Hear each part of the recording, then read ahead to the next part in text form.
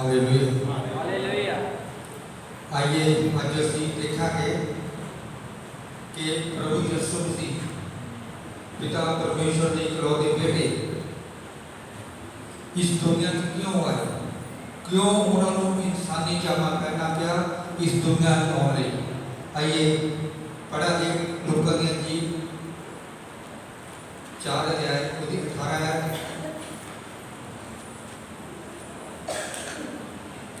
लूका दी जी 4 अध्याय 18 है। प्रभु यहोवा दा आत्मा मेरे उत्ते है, क्यों जो उसने मनु मसा कीता है तां जो गरीबां नूं खुशखबरी सुणावां। उसने मनु इसलिए भेजिया है कि बंदियां नूं छुटकारे दा अते अन्नियां नूं वेखण दा प्रचार करा अते दब्बे दे कुचले होया नूं छुड़ावां। आमीन। आमीन। मती दी जी 11 अध्याय 4 पढ़िए। मती दी जी यीशु ने उन्होंने उत्तर दिता, जो कुछ तुसीं सुणदे ते वेखदे हो सो यूहन्ना नूं जाण सो कि अन्ने सुझाके हुंदे हन ते लंगे तुरदे हन, कोड़ी शुद्ध कीते जाते हैं अते बोले सुनते हैं अते मुर्दे जवाए जाते हैं अते गरीबां नूं खुशखबरी सुणाई जाती है अते तुहानूं जो मेरे कारण ठोकर ना पावे। हालेलुया। ये दो वचन पढ़े, दोनों प्रभु यीशु मसीह ने को गल की कि लंगड़े देखते आ, ये लंगड़े चलते आ, अन्ने सुनते आ ते गरीबां नूं सुसमाचार सुनाया जाता। ये जो ਅਸੀਂ ਲੂਕਾ ਦੀ ਅੰਜੀਲ ਚ ਦੇਖਿਆ ਉਹ ਚ ਵੀ ਇਹ ਦੱਸਿਆ ਕਿ ਗਰੀਬਾਂ ਨੂੰ ਸੁਸਮਾਚਾਰ ਸੁਣਾਇਆ ਜਾਂਦਾ। ਪ੍ਰਭੂ ਯਿਸੂ ਮਸੀਹ ਬਹੁਤੇ ਅਮੀਰ ਲੋਕਾਂ ਵਾਸਤੇ ਨਹੀਂ ਆਏ, ਬਹੁਤੇ ਧਨਾਢ ਲੋਕਾਂ ਵਾਸਤੇ ਨਹੀਂ ਆਏ। ਇਹਦਾ ਮਤਲਬ ਇਹ ਨਹੀਂ ਕਿ ਅਸੀਂ ਗਰੀਬ ਰਹਿਣਾ ਹੈ, ਪਰ ਅਸੀਂ ਦੇਖਣਾ ਆ ਕਿ ਪ੍ਰਭੂ ਕਿਉਂ ਆਇਆ। ਉਹ ਬੰਦੀਆਂ ਨੂੰ ਛੁਟਕਾਰਾ ਦੇਣ ਵਾਸਤੇ ਆਇਆ, ਜਿਹੜੇ ਬੰਧਨਾਂ ਵਿੱਚ ਸੀ, ਜਿਹੜੇ ਬਦੂਆ ਮਜ਼ਦੂਰ ਹੁੰਦੇ ਆ, ਜਿਨ੍ਹਾਂ ਨੂੰ ਮਾਲਕ ਸਾਹਿਬ ਚਾਹੇ 100 ਰੁਪਇਆ ਦਿਹਾੜੀ ਦੇਵੇ, चाहे 400 रुपये देवे, चाहे 50 रुपये देवे, वो बदुआ मजदूर होते हैं, उन्होंने कोई हक हकूक नहीं होता। तो अन्य को दृष्टि पाउण दा जिहड़े लोकी इस संसार च अपने कमांड च, अपने गुरूर च, अपने पैसे के गुरूर च जां अपनी ताकत के गुरूर च जां अपनी अखां के कमांड च किसी भी तरीके का कमांड आ। एक शरीर की अभिलाषा आ, एक अखां का कमांड आ, एक जीविका का कमांड आ। ਤੇ ਕੁਝ ਅੰਨੇ ਹੋ ਚੁੱਕਿਆ, ਉਹਨਾਂ ਨੂੰ ਚੰਗੀ ਦ੍ਰਿਸ਼ਟੀ ਦੇਣ ਦਾ ਕਿ ਉਹ ਪ੍ਰਭੂ ਨੂੰ ਦੇਖਣ ਦੇ ਯੋਗ ਹੋ ਜਾਣ। ਤੇ ਤੀਜਾ ਆ ਕੰਗਾਲਾਂ ਨੂੰ ਸੁਸਮਾਚਾਰ, ਜਿਹੜੇ ਇਸ ਧਰਤੀ ਦੇ ਗਰੀਬ ਲੋਕ ਆ, ਜਿਹੜੇ ਸਤਾਏ ਹੋਏ ਲੋਕ ਆ, ਉਹਨਾਂ ਨੂੰ ਸੁਸਮਾਚਾਰ ਸੁਣਾਉਣ ਵਾਸਤੇ ਸਾਡੇ ਪ੍ਰਭੂ ਜੀ ਇਸ ਦੁਨੀਆ ਤੇ ਆਏ। ਸਭ ਤੋਂ ਪਹਿਲਾਂ ਦੇਖਿਆ ਕੰਗਾਲਾਂ ਨੂੰ ਸੁਸਮਾਚਾਰ ਸੁਣਾਇਆ ਜਾਂਦਾ। ਇਹ ਕੰਗਾਲ ਕੌਣ ਆ? ਜਿਹੜੇ ਸਾਡੇ ਸਮਾਜ ਤਿਰਸਕ੍ਰਿਤ ਲੋਕ ਆ, ਜਿਨ੍ਹਾਂ ਨੂੰ ਇੱਕ ਪਾਸੇ ਕਰ ਦਿੱਤਾ ਗਿਆ ਆ, ਜਿਨ੍ਹਾਂ ਕੋਲੋਂ ਸਭ ਕੁਝ ਖੋਹ ਲਿਆ ਗਿਆ ਧਨਾਢ ਤੇ ਅਮੀਰ ਲੋਕਾਂ ਦੇ ਦੁਆਰਾ। ਸਾਰੀ ਸੋਰਸ ਕਮਾਈ ਨੇ ਆਪਣੇ ਕੋਲ ਰੱਖ ਰਹੇ ਆ, ਸਾਰੀਆਂ ਜ਼ਮੀਨਾਂ ਦੀਆਂ ਕਮਾਈਆਂ ਆਪਣੇ ਕੋਲ ਰੱਖ ਰਹੀਆਂ ਕਿ ਉਹ ਗਰੀਬ ਲੋਕ ਆ, ਜਿਹੜੇ ਮਿਹਨਤ ਮਜ਼ਦੂਰੀ ਕਰਕੇ ਆਪਣਾ ਪੇਟ ਪਾਲਦੇ ਆ। ਇਹ ਉਹ ਵੰਚਿਤ ਸਮਾਜ ਆ ਜਿਹਨੂੰ ਅਮੀਰ ਲੋਕ ਵੀ ਨਹੀਂ ਪੁੱਛਦੇ। वो भी अपनी कारा जो 10-20 रुपये दे के चल जाते हैं। जो 400 रुपये गाड़ी तो 200 रुपया भी थोड़ा बहुत दे के चल जाते हैं कि इधर गुजारा चलता रहे। तो ये लोग कौन है? जोड़े गुरबत में जीते हैं, जोड़े कोई हेरा फेरिया नहीं करते, जिन्हों को कोई साधन नहीं है, पर जिन्ना कुछ है कि गुरबत ना ये गुजारा करते हैं। प्रभु इन्होंने लोगों वास्ते कंगालों वास्ते दुनिया में है। पढ़िए यूहन्ना की अंजील 4 अध्याय 48 पढ़िए। यूहन्ना की अंजील। यीशु ने उसनूं आख्या, जदों तक असीं अचरज अते निशान नहीं वेखांगे तुसीं मेरे ते विश्वास नहीं करोगे। हालेलुया। जब तक तुसीं अचरज ते अचंभे काम नहीं देखोगे तब तक तुसीं मेरे ते विश्वास नहीं करोगे। ये किहड़े लोकां नूं किहा? ये एक डीसी सीगा, एक राज कर्मचारी सी, ਉਹਦਾ ਪੁੱਤਰ ਬਹੁਤ ਬਿਮਾਰ ਸੀ। ਉਹ ਪ੍ਰਭੂ ਯਿਸੂ ਮਸੀਹ ਦੇ ਕੋਲ ਆਪਣੇ ਪੁੱਤਰ ਨੂੰ ਲੈ ਕੇ ਆਇਆ ਤੇ ਉਹਨੂੰ ਕੀ ਕਿਹਾ ਕਿ ਪ੍ਰਭੂ ਜੀ ਮੇਰਾ ਪੁੱਤਰ ਮਰਨ ਦੇ ਕਿਨਾਰੇ ਆ, ਤੂੰ ਚੰਗਾ ਕਰ। ਤੇ ਪ੍ਰਭੂ ਨੇ ਉਹਨੂੰ ਕੋ ਤਾਨਾ ਮਾਰਿਆ ਕਿ ਤੁਸੀਂ ਲੋਕ ਜਦ ਤੱਕ ਅਜੀਬ ਤੇ ਅਚੰਭੇ ਕੰਮ ਨਹੀਂ ਦੇਖੋਗੇ, ਤੁਸੀਂ ਜਦ ਤੱਕ ਮੁਰਦੇ ਜਿੰਦਾ ਹੁੰਦੇ ਨਹੀਂ ਦੇਖੋਗੇ, ਕੋੜੀ ਚੱਲਦੇ ਨਹੀਂ, ਕੋੜਿਆਂ ਨੂੰ ਸ਼ੋਧ ਹੁੰਦੇ ਨਹੀਂ ਦੇਖੋਗੇ, ਲੰਗੜੇ ਚੱਲਦੇ ਨਹੀਂ ਦੇਖੋਗੇ, ਤਦ ਤੱਕ ਤੁਸੀਂ ਵਿਸ਼ਵਾਸ ਨਹੀਂ ਕਰੋਗੇ, ਜਦ ਤੱਕ ਤੁਸੀਂ ਪ੍ਰਭੂ ਦੇ ਪਿੱਛੇ ਨਹੀਂ ਚੱਲੋਗੇ। ਪਰ ਜਦੋਂ ਪ੍ਰਭੂ ਯਿਸੂ ਮਸੀਹ ਕਾਨਾ ਦੇ ਗਲੀਲ ਵਿੱਚ ਗਏ ਆ, ਗਲੀਲ ਦੇ ਕਾਨਾ ਵਿੱਚ ਗਏ ਆ, ਇੱਕ ਸ਼ਾਦੀ ਸਮਾਰੋਹ ਤੇ ਉੱਥੇ ਪ੍ਰਭੂ ਬੁਲਾਇਆ ਗਿਆ ਸੀ, ਪ੍ਰਭੂ ਯਿਸੂ ਮਸੀਹ ਦੇ 12 ਚੇਲੇ ਬੁਲਾਏ ਗਏ ਸੀ। ਉੱਥੇ ਇੱਕ ਗਰੀਬ ਇਨਸਾਨ ਸੀ ਜਿਹਦੇ ਬੇਟੇ ਦੀ ਸ਼ਾਦੀ ਸੀ, ਤੇ ਉਹ ਸ਼ਾਦੀ ਵਿੱਚ ਕੀ ਹੋਇਆ, ਦਾਖ ਮਜ਼ਦੂਰ ਖਤਮ ਹੋ ਗਿਆ। ਉਹਨਾਂ ਨੇ ਕਿਹਾ ਹੁਣ ਦਾਖ ਮਜ਼ਦੂਰ ਨਹੀਂ ਰਿਹਾ। ਇਹ ਗੱਲ ਕਿਹਨੂੰ ਕਹੀ? ਇਹ ਗੱਲ ਨਾ ਤਾਂ ਜਿਹੜਾ ਦੁਲਹਾ ਸੀ ਉਹਦੇ ਪਿਤਾ ਨੂੰ ਜਾ ਕੇ ਕਹੀ, ਨਾ ਤਾਂ ਦੁਲਹੇ ਦੇ ਰਿਸ਼ਤੇਦਾਰਾਂ ਨੂੰ ਕਹੀ। ਇਹ ਗੱਲ ਮਾਤਾ ਮਰੀਮ ਆ ਕੇ ਦੱਸੀ ਉਹਨਾਂ ਨੌਕਰਾਂ ਨੇ ਜਿਹੜੇ ਦਾਖ ਮਜ਼ਦੂਰ ਵੰਡਦੇ ਸੀ। ਉਹਨਾਂ ਨੇ ਕਿਹਾ ਕਿ ਦੇਖੋ ਦਾਖ ਰਸ ਖਤਮ ਹੋ ਗਿਆ ਆ, ਹੁਣ ਅਸੀਂ ਕੀ ਕਰੀਏ? ਤੇ ਮਾਤਾ ਮਰੀਮ ਨੇ ਯਿਸੂ ਨੂੰ ਕਿਹਾ ਦੇਖ ਉਹ ਲੋਕ ਕੀ ਕਹਿੰਦੇ ਆ, ਤੇ ਪ੍ਰਭੂ ਨੇ ਕਿਹਾ ਮੇਰਾ ਸਮਾਂ ਹਾਲੇ ਨਹੀਂ ਆਇਆ।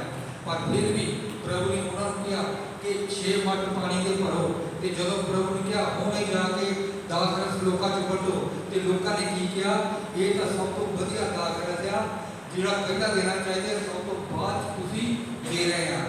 ਮਤਲਬ ਕਹਿ ਰਹੇ ਆ ਜਦੋਂ ਪ੍ਰਭੂ ਯਿਸੂ ਮਸੀਹ ਨੇ ਇੱਕ ਕੰਗਾਲ ਪਰਿਵਾਰ ਦੀ ਸਹਾਇਤਾ ਕੀਤੀ ਤੇ ਉਹਨੂੰ ਇਹ ਨਹੀਂ ਕਿਹਾ ਕਿ ਤੁਸੀਂ ਚਿੰਨ ਚਮਤਕਾਰ ਦੇਖ ਕੇ ਮੇਰੇ ਪਿੱਛੇ ਲੱਗੇ ਆ। ਪ੍ਰਭੂ ਨੇ ਉਸ ਕੰਗਾਲ ਘਰ ਦੀ, ਉਸ ਗਰੀਬ ਘਰ ਦੀ ਉਹ ਜ਼ਰੂਰਤ ਨੂੰ ਪੂਰਾ ਕੀਤਾ। ਪਰ ਇਹ ਜਿਹੜਾ ਅਮੀਰ ਆਦਮੀ ਸੀ, ਜਿਹੜਾ ਡੀਸੀ ਰੈਂਕ ਦਾ ਕਰਮਚਾਰੀ ਸੀ, ਜਦੋਂ ਇਹ ਪ੍ਰਭੂ ਯਿਸੂ ਮਸੀਹ ਕੋਲ ਆਇਆ ਤੇ ਪ੍ਰਭੂ ਨੇ ਉਹਨੂੰ ਕੀ ਕਿਹਾ ਕਿ ਤੁਸੀਂ ਵੱਡੇ ਲੋਕ ਆ, ਤੁਸੀਂ ਜਦ ਤੱਕ ਚਿੰਨ ਚਮਤਕਾਰ ਨਹੀਂ ਦੇਖੋਗੇ ਕਿ ਵਾਕਈ ਇਹ ਪਰਮੇਸ਼ਵਰ ਹੋ ਕੇ ਆਇਆ, ਜਦ ਤੱਕ ਤੁਸੀਂ ਵਿਸ਼ਵਾਸ ਨਹੀਂ ਕਰੋਗੇ। ਪ੍ਰਭੂ ਕਰਤਾਰਾਂ ਲਈ ਇਸ ਦੁਨੀਆ 'ਚ ਆਇਆ, ਉਹ ਗਰੀਬ ਲੋਕਾਂ ਨੂੰ ਸੁਸਮਾਚਾਰ ਸੁਣਾਉਣ ਦੇ ਲਈ ਇਸ ਦੁਨੀਆ 'ਚ ਆਇਆ।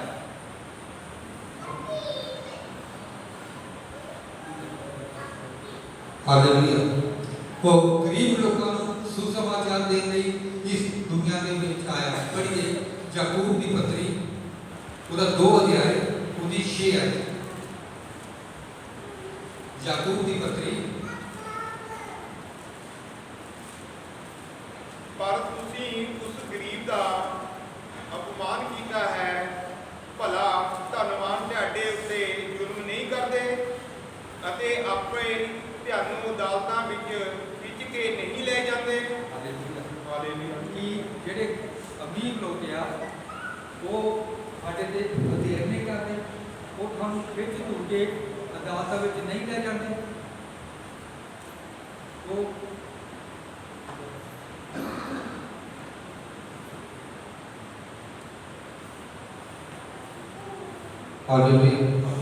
ਜਿਹੜੇ ਅਮੀਰ ਲੋਕ ਆ ਕਿ ਉਹ ਸਾਡੇ ਤੇ ਅਨੇਰ ਨਹੀਂ ਕਰਦੇ।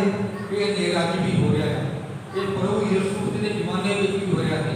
ਜਿਹੜੇ ਅਮੀਰ ਲੋਕ ਆ ਉਹ ਗਰੀਬ ਲੋਕਾਂ ਦੇ ਅਨੇਰ ਕਰ ਦਿੰਦੇ ਆ, ਉਹ ਗਰੀਬ ਲੋਕਾਂ ਦੀਆਂ ਇਹ ਆਪਣੀ ਸੜਕ ਚੌੜੀ ਕਰਨ ਨੂੰ ਗਰੀਬ ਲੋਕਾਂ ਦੇ ਘਰ ਦੀ ਜ਼ਮੀਨ ਵੀ ਕਬਜ਼ੇ ਕਰ ਲੈਂਦੇ ਆ, ਪਰ ਕੋਈ ਬੋਲ ਨਹੀਂ ਪਾਉਂਦਾ। ਤੇ ਪ੍ਰਭੂ ਦਾ ਵਚਨ ਕੀ ਕਹਿੰਦਾ, ਜੇ ਕੋਈ ਅਮੀਰ ਤੁਹਾਡੀ ਸਭਾ ਜਾਵੇ ਉਹਨੂੰ ਤੁਸੀਂ ਕਹੋ ਕੁਰਸੀ ਤੇ ਵਧੀਆ ਜਗ੍ਹਾ ਬੈਠ, ਤੇ ਜੇ ਕੋਈ ਗਰੀਬ ਆਵੇ ਉਹਨੂੰ ਕਹੇ ਪੁੱਛੇ ਬੈਠ ਜਾ ਕੇ ਕੀ ਤੁਸੀਂ ਅਨਿਆਏ ਨਹੀਂ ਕੀਤਾ। ਇਹ ਅਨਿਆਏ ਆ, ਇਹ ਸਾਨੂੰ ਨਹੀਂ ਕਰਨਾ ਚਾਹੀਦਾ। ਪ੍ਰਭੂ ਇਸ ਤੋਂ ਬਚਨ ਕਰਦਾ ਕਿ ਕਿਸੇ ਦਾ ਮੂੰਹ ਦੇਖ ਕੇ, ਕਿਸੇ ਦਾ ਧਨ ਦੌਲਤ ਦੀ ਪੋਜੀਸ਼ਨ ਦੇਖ ਕੇ ਉਹਦੇ ਨਾਲ ਵਰਤਾਓ ਨਹੀਂ ਕਰਨਾ, ਸਾਰਿਆਂ ਨਾਲ ਇੱਕੋ ਜਿਹਾ ਵਰਤਾਓ ਕਰਨਾ।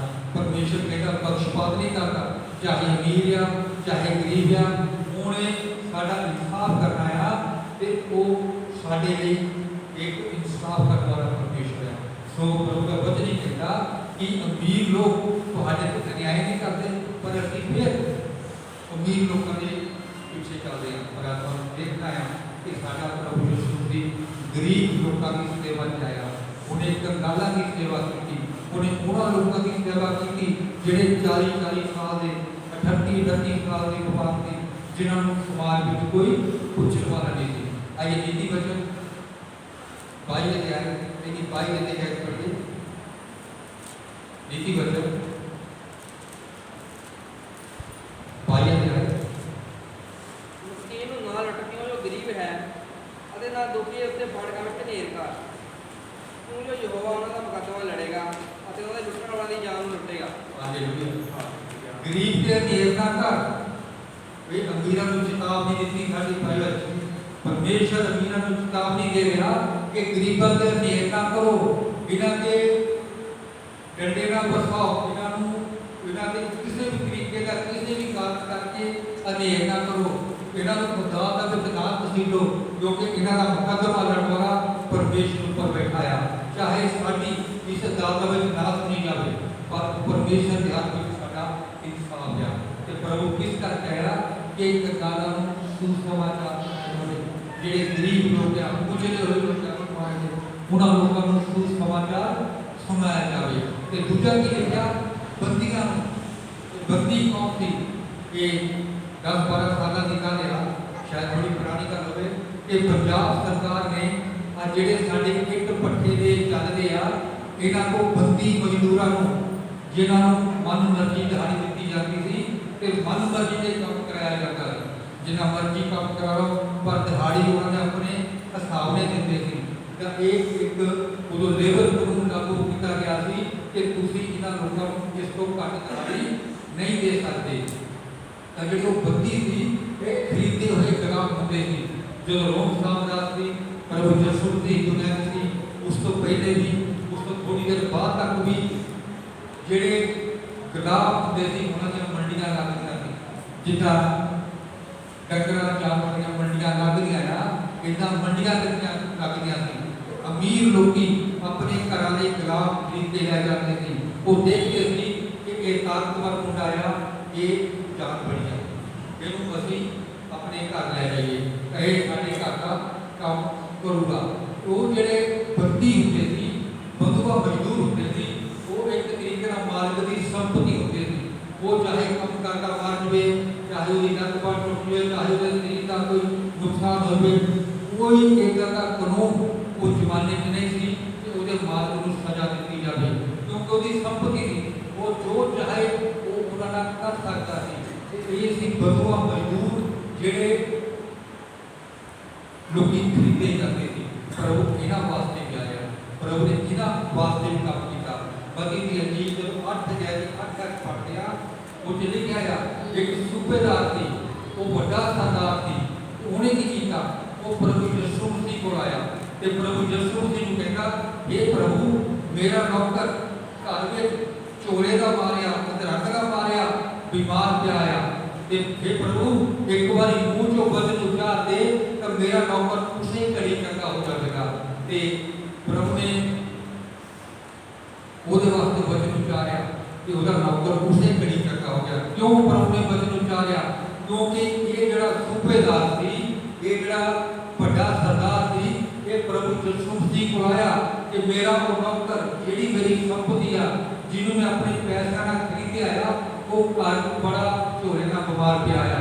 ਜਦ ਕਿ ਜੇਕਰ ਉਹ ਪ੍ਰਭੂ ਯਿਸੂ ਮਸੀਹ ਕੋਲ ਨਾ ਹੋਗਾ ਤੇ ਉਹਦਾ ਕੋਈ ਕਸੂਰ ਨਹੀਂ ਸੀ, ਬੇਸ਼ੱਕ ਉਹ ਨੌਕਰ ਮਰ ਜਾਂਦਾ। ਪਰ ਇਸਨੇ ਕੀ ਕੀਤਾ? ਉਸ ਨੌਕਰ ਤੇ ਵੀ ਦਇਆ ਕੀਤੀ। ਆਪਣੇ ਬੱਚਿਆਂ ਵਾਂਗ ਨੌਕਰ ਨੇ ਪ੍ਰਭੂ ਯਿਸੂ ਮਸੀਹ ਅੱਗੇ ਬੇਨਤੀ ਕਰਨਾ ਆ ਤੇ ਪ੍ਰਭੂ ਨੂੰ ਕਿਹਾ, ਇਹ ਪ੍ਰਭੂ, ਮੇਰੇ ਨੌਕਰ ਵਾਸਤੇ ਇੱਕ ਵਾਰੀ ਮੂੰਹ ਚੋਂ ਬਚਨ ਉਠਾ, ਜਿਹੜਾ ਮੈਂ ਨੌਕਰ ਆਪਣੇ ਪੈਸਿਆਂ ਦਾ ਖਰੀਦਿਆ, ਜਿਹੜਾ ਮੇਰਾ ਗੁਲਾਮ ਆ, ਜਿਸ ਨੂੰ ਚੰਗਾ ਮਾਰਨ ਦਾ ਤੇ ਜੀਉਣ ਦਾ ਹੱਕ ਮੇਰੇ ਕੋਲ ਆ, ਉਹ ਉਹਦੇ ਵਾਸਤੇ ਪ੍ਰਾਰਥਨਾ ਕਰਾਉਂਦੇ ਆ। ਜਦ ਕਿ ਉਸ ਸਮੇਂ ਜਿਹੜੇ ਕਨਾਰ ਲੋਕ ਹੁੰਦੇ ਸੀ, ਉਹ ਨੌਕਰਾਂ ਨੂੰ ਕੁਝ ਵੀ ਨਹੀਂ ਸਮਝਦੇ ਸੀ।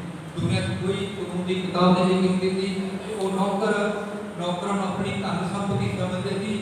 ਇਹਨੂੰ ਜੋ ਹੋ ਗਿਆ, ਬਚ ਗਿਆ ਤਾਂ ਵੀ ਠੀਕ ਆ, ਮਰ ਗਿਆ ਤਾਂ ਵੀ ਮੈਨੂੰ ਕੋਈ ਫਰਕ ਨਹੀਂ ਪੈਂਦਾ। ਸੋ ਅੱਜ ਅਸੀਂ ਇਹ ਕਹਿੰਦੇ ਕਿ ਪ੍ਰਭੂ ਉਹਨਾਂ ਲੋਕਾਂ ਵਾਸਤੇ ਵੀ ਆਏਗਾ ਜਿਹੜੇ ਬੰਦੂਆ ਮਜ਼ਦੂਰ ਆ, ਜਿਹੜੇ ਉਹਨਾਂ ਲੋਕਾਂ ਨੂੰ ਜਿਹੜੇ ਕੰਗਾਲਾਂ ਤੋਂ ਵੀ ਥੱਲੇ ਆ। ਇੱਕ ਤਾਂ ਕੰਗਾਲ ਹੁੰਦੇ ਆ ਤੇ ਥੋੜਾ ਬਹੁਤ ਕਮਾ ਕੇ ਆਪਣਾ ਗੁਜ਼ਾਰਾ ਕਰਦੇ ਆ, ਪਰ ਇਹ ਜਿਹੜੇ ਬੰਦੂਆ ਮਜ਼ਦੂਰ ਹੁੰਦੇ ਆ, ਇਹਨਾਂ ਦਾ ਕੋਈ ਹੱਕੇ ਨਹੀਂ ਹੁੰਦਾ। ਇਹਨਾਂ ਦਾ ਦੁਨੀਆ 'ਚ ਆਉਣਾ ਨਾ ਆਉਣਾ ਤਕਰੀਬਨ ਇੱਕੋ ਜਿਹਾ ਹੁੰਦਾ ਆ। ਪੜ੍ਹੀਏ ਆਯੂਬ ਦੀ ਪੁਸਤਕ 31 ਅਧਿਆਇ ਉਹਦੀ 17 ਤੇ 18 ਆਇਤ। आयुब नबी की पुस्तक 31 अध्याय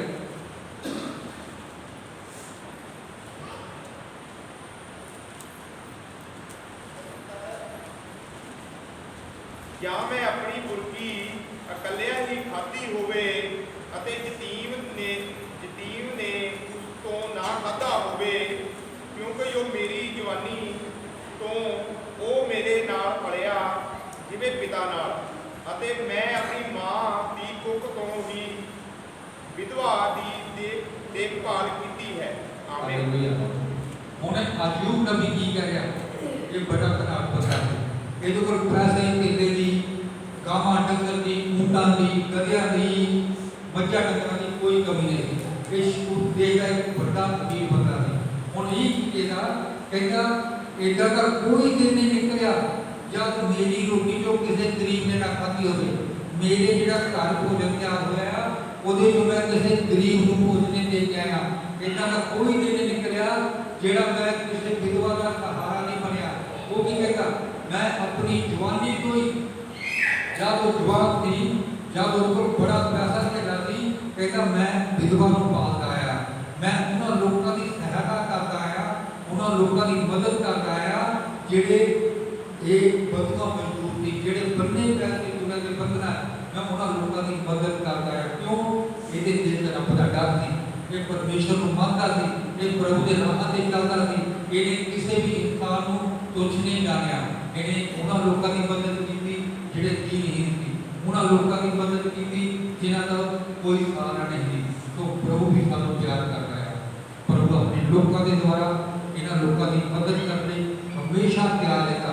ਉਹ ਲੋਕਾਂ ਦੇ ਮਨਾਂ ਨੂੰ ਉਭਾਰ ਆਇਆ ਕਿ ਇਹਨਾਂ ਲੋਕਾਂ ਦੀ ਅਸੀਂ ਮਦਦ ਕਰੀਏ ਆਪਣੇ ਵਚਨਾਂ ਦੇ ਦੁਆਰਾ, ਆਪਣੀ ਪਵਿੱਤਰ ਆਤਮਾ ਦੁਆਰਾ। ਉਹ ਸਾਡੇ ਮਨਾਂ ਨੂੰ ਉਭਾਰ ਆਇਆ ਕਿ ਅਸੀਂ ਇਹਨਾਂ ਦੀਨ ਲੋਕਾਂ ਦੀ, ਜਿਹੜੇ ਵੰਚਿਤ ਸਮਾਜ ਦੇ ਲੋਕ ਆ, ਅਸੀਂ ਉਹਨਾਂ ਦੀ ਮਦਦ ਕਰੀਏ, ਕਿਉਂਕਿ ਪ੍ਰਭੂ ਵੀ ਉਹਨਾਂ ਦੀ ਮਦਦ ਕਰਦਾ ਹੈ। ਅੱਗੇ ਲਿਖਿਆ ਆ ਜਿਹੜੇ ਅੰਨੇ ਲੋਕ ਆ ਉਹਨਾਂ ਨੂੰ ਦ੍ਰਿਸ਼ਟੀ, ਉਹਨਾਂ ਨੂੰ ਅੱਖਾਂ ਦੀ ਰੋਸ਼ਨੀ ਪ੍ਰਦਾਨ ਕਰਨ ਦਾ ਇਸੇ ਕਰਕੇ ਪ੍ਰਭੂ ਜੋ ਸੁਣਦੇ ਹੈ। ਅੰਨੇ ਲੋਕ ਦੇਖਣ, ਅੰਨੇ ਲੋਕ ਵਿਚਾਰ ਕਰ ਕਿ ਪ੍ਰਭੂ ਕਿਉਂ ਇਸ ਦੁਨੀਆ ਵਿੱਚ ਆਇਆ।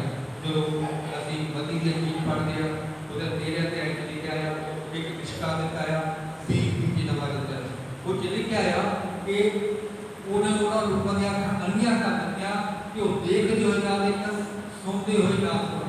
ਉਹਨਾਂ ਲੋਕਾਂ ਦੀਆਂ ਅੱਖਾਂ ਅੰਨੀਆਂ ਹੋ ਜਾਂਦੀਆਂ ਆ ਜਿਹੜੇ ਲੋਕ ਦੇਖਦੇ ਹੋਏ ਨਹੀਂ ਦੇਖਦੇ, ਸੁਣਦੇ ਹੋਏ ਨਹੀਂ ਸੁਣਦੇ। ਪੜ੍ਹੀਏ ਯਹੂਨਾ ਦੀ ਅੰਜੀਲ 9 ਅਧਿਆਇ 40 ਆਇਤ ਪੜ੍ਹੀਏ।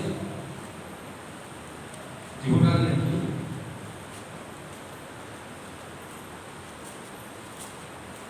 ਕੁਝ ਫਰੀਸੀਆਂ ਨੇ ਜੋ ਯਿਸੂ ਦੇ ਨੇੜੇ ਖੜੇ ਸਨ ਇਹ ਸੁਣਿਆ ਅਤੇ ਕਿਹਾ ਕਿ ਤੇਰਾ ਮਤਲਬ ਇਹ ਹੈ ਕਿ ਅਸੀਂ ਵੀ ਅੰਨੇ ਹਾਂ।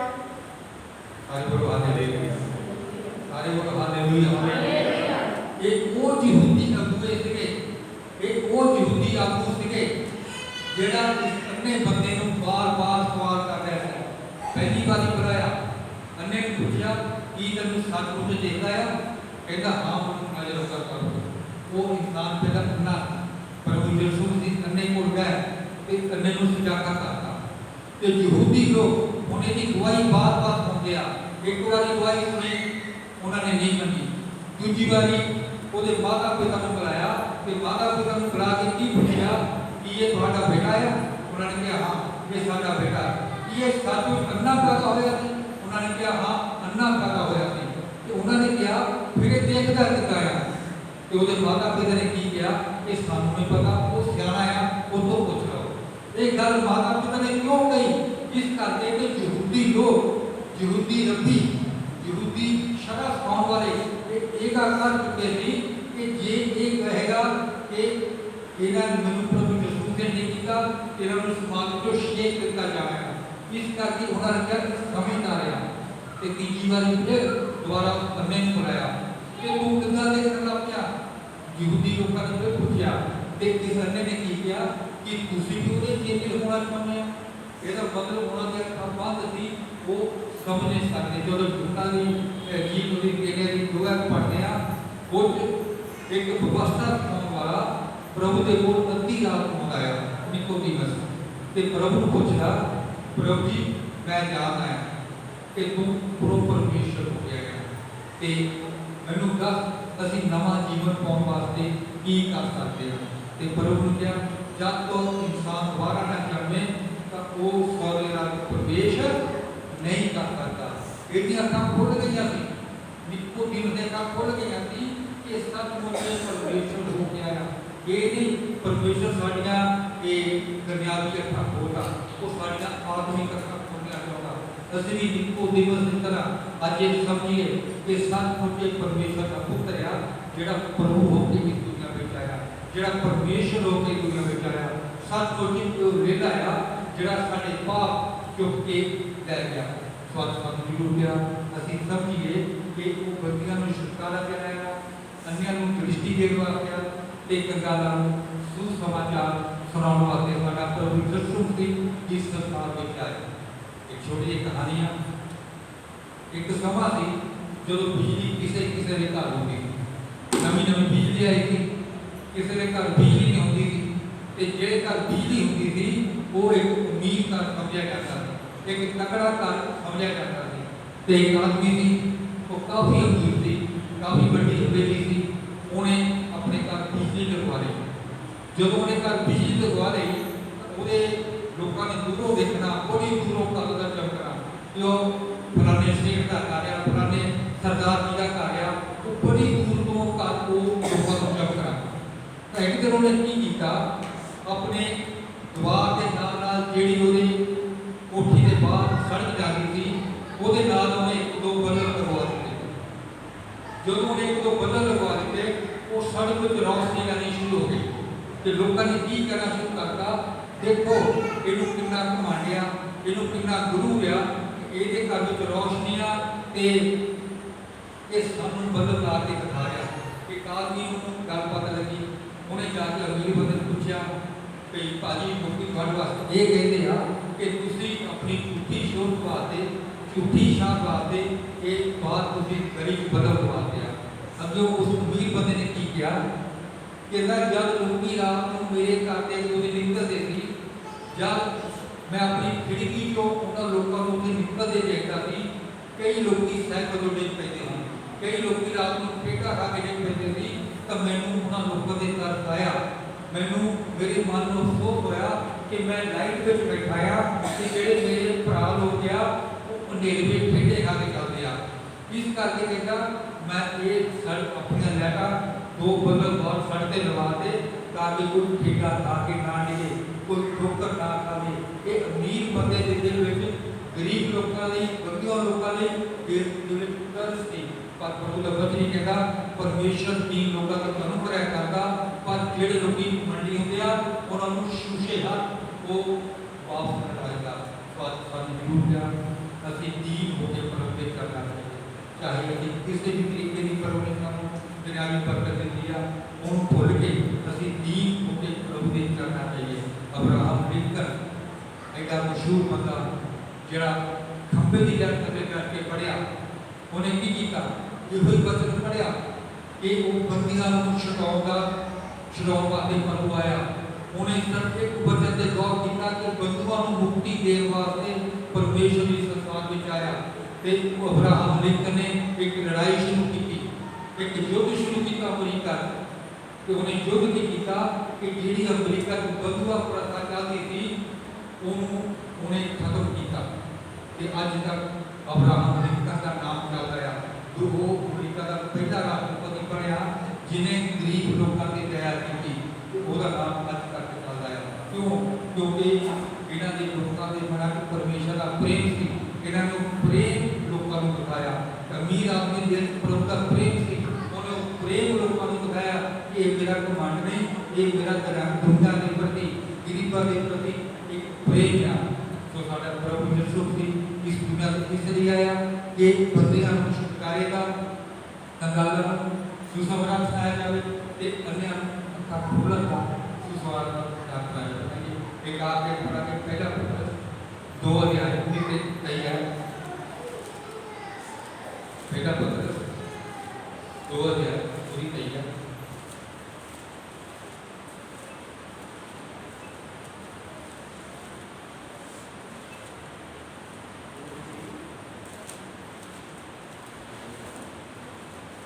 गालियां खा के गाली ना दिंदा सी, ਅਤੇ ਦੁੱਖ ਪਾ ਕੇ ਦਬਕਾ ਨਾ ਦਿੰਦਾ ਸੀ, ਸਗੋਂ ਆਪਣੇ ਆਪ ਨੂੰ ਉਹਨਾਂ ਦੇ ਹੱਥ ਸੌਂਪਦਾ ਸੀ ਜਿਹੜਾ ਸੱਚਾ ਜਿਹੜਾ ਯਥਾਰਥ ਨਿਆਂ ਕਰਦਾ ਹੈ। ਹਾਲੇਲੂਇਆ, ਸਾਰੇ ਬੋਲੋ ਹਾਲੇਲੂਇਆ। ਉਹਨੂੰ ਗਾਲੀਆਂ ਕੱਢੀ ਗਈਆਂ, ਉਹਦੀ ਗਾਲੀ ਰੋਕੀ ਗਈ, ਪਰ ਉਹਦਾ ਵਚਨ ਨਹੀਂ ਕਹਿੰਦਾ ਉਹ ਗਾਲੀ ਸੁਣ ਕੇ ਗਾਲੀ ਨਹੀਂ ਦਿੰਦਾ ਸੀ। ਉਹ ਤੋਂ ਬਾਅਦ ਉਹਨੇ ਬਾਪ ਪਲਟ ਕੇ ਧਮਕੀ ਵਿੱਚ ਦਿੱਤੀ ਕਿ ਮੈਂ ਤਾਂ ਪਰਮੇਸ਼ਰ ਦਾ ਪੁੱਤਰ ਹਾਂ, ਜਿਹਦੀ ਮੇਰੀ ਗਾਲੀ ਠੋਕ ਰਿਹਾ, ਜਿਹਦੀ ਗੰਦਾ ਠੋਕ ਰਿਹਾ, ਜਿਹਦੇ ਤੁਸੀਂ ਗਾਲੀ ਠੋਕ ਰਿਹਾ। ਉਹਨੇ ਪਲਟ ਕੇ ਧਮਕੀ ਵੀ ਦਿੱਤੀ, ਪਰ ਕੀ ਕਰਦਾ ਸੀ? ਆਪਣੇ ਆਪ ਨੂੰ ਸਿਰਜਣਹਾਰ ਦੇ ਹੱਥ ਵਿੱਚ ਸੌਂਪਦਾ, ਉਹ ਨਿਆਈ ਦੇ ਹੱਥ ਵਿੱਚ ਸੌਂਪਦਾ। ਸਾਨੂੰ ਜ਼ਰੂਰ ਪਿਆ, ਸਾਨੂੰ ਵੀ ਪਰਮੇਸ਼ਰ ਨੇ ਮੌਕਾ ਦਿੱਤਾ, ਸਾਨੂੰ ਵੀ ਪ੍ਰਭੂ ਨੇ ਮੌਕਾ ਦਿੱਤਾ। ਅਸੀਂ ਵੀ ਆਪਣੇ ਆਪ ਨੂੰ ਉਸ ਸੱਚੇ ਨਿਆਈ ਦੇ ਹੱਥ ਸੌਂਪੀਏ, ਉਸ ਸਿਰਜਣਹਾਰ ਦੇ ਹੱਥ ਸੌਂਪੀਏ, ਉਸ ਪ੍ਰਭੂ ਦੇ ਹੱਥ ਆਪਣੇ ਆਪ ਨੂੰ ਸੌਂਪੀਏ ਕਿ ਅਸੀਂ ਵੀ ਦੀਨਾਂ ਦੀ ਸੁਧ ਲਈਏ, ਕੰਗਾਲਾਂ ਦੀ ਕਿਰਪਾ ਕਰੀਏ, ਤੇ ਜਿਹੜੇ ਲੋਕ ਅੰਨੇ ਆ ਪ੍ਰਭੂ ਦੇ ਵਚਨ ਨੂੰ ਨਹੀਂ ਪਹਿਚਾਨਦੇ, ਅਸੀਂ ਉਹਨਾਂ ਤੱਕ ਵਚਨ ਪਹੁੰਚਾਉਣ ਲਈ ਇੱਕ ਜ਼ਰੀਆ ਬਣੀਏ। ਸੋ ਇਹ ਪ੍ਰਭੂ ਦਾ ਵਚਨ ਸੀ ਕਿ ਪੜ੍ਹੇਗਾ ਸੁਣੇਗਾ ਤੇ ਆਸ਼ੀਸ਼। ਆਮੀਨ, ਆਮੀਨ।